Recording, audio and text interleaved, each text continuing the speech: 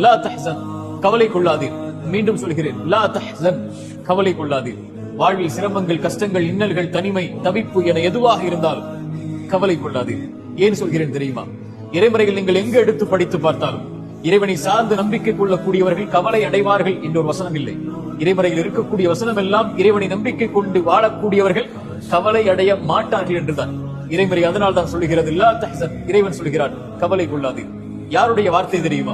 ஒரு தூதரும் தோழரும், அல்லாஹ்வுடைய தூதர் ஸல்லல்லாஹு அலைஹி வஸல்லம் அவர்கள், அவர்களுடைய தோழர் அபூபக்கர் சித்திக் அவர்களும் ஒரு குகையில் தஞ்சமடைகிறார்கள். இருளால் சொல்லப்படுகிறது அந்த குகை, வாள்கள் தேடிக்கொண்டு இருக்கிறது மேல். அபூபக்கர், இன்று நாம் பார்க்க இருப்பது அல்லாஹ்வுடைய தூதர் கூறிய இரண்டாவது தன்மை, அல்லாஹ் போதும் என்ற, அல்லாஹ் கொடுத்ததை கொண்டு குறைவுபடாமல் திருப்தியோடு வாழக்கூடியவர்களை அல்லாஹ் ரப்புல் ஆலமீன் நேசிக்கிறார்.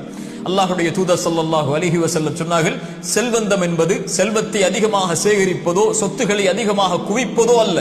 செல்வந்தம் என்பது அல்லாஹ் கொடுத்ததை கொண்டு திருப்தி அடைந்த உள்ளத்தோடு வாழ்வதுதான் செல்வந்தம் என்று அல்லாஹ்வுடைய தூதர் ஸல்லல்லாஹு அலைஹி வஸல்லம் உலக மக்களுக்கு ஒரு அடிப்படையை சொன்னார்கள். நிம்மதியோடு வாழ்வதற்கு கோடிகளை வைத்திருப்பவர்களும் இன்று நிம்மதியோடு இல்லை, கோடிகளை தேடிச் செல்பவர்களும் நிம்மதியோடு இல்லை.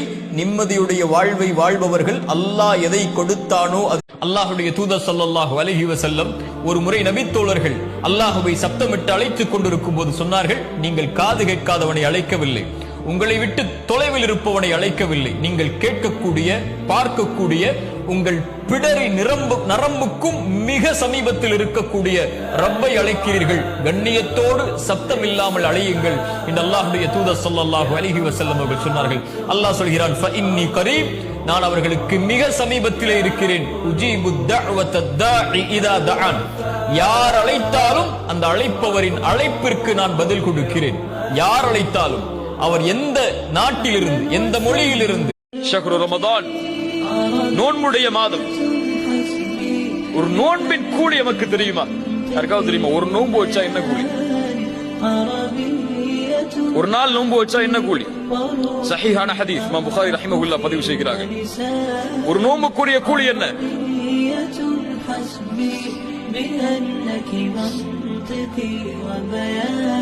من صام يوما في سبيل الله بعد الله وجهه عن النار 70 خريفا. அல்லாஹு அக்பர். நோன்பின் கண்ணியத்தை உணருங்கள். நோன்பை அடைவதற்கு முன்னால் யார் அல்லாஹ்வுடைய பாதையில் ஒரு நாள் நோன்பு வைக்கிறார், இறை தூதர் ஸல்லல்லாஹு அலைஹி வஸல்லம் இப்னு உமர் என்ற ஒரு தோழருடைய தோள்புஜத்தை பிடித்து உலுக்கி சொன்னார்கள், இப்னு உமரே, கவனத்தில் கொள், எனக்கும் உங்களுக்கும் இறை தூதர் சொல்வதுதான், கவனம் கொள், ஆட்டுங்கள் உங்களுடைய உள்ளத்தை பிடித்து இந்த செய்தியோடு. குன் ஃபித் துன்யா கஅன்ன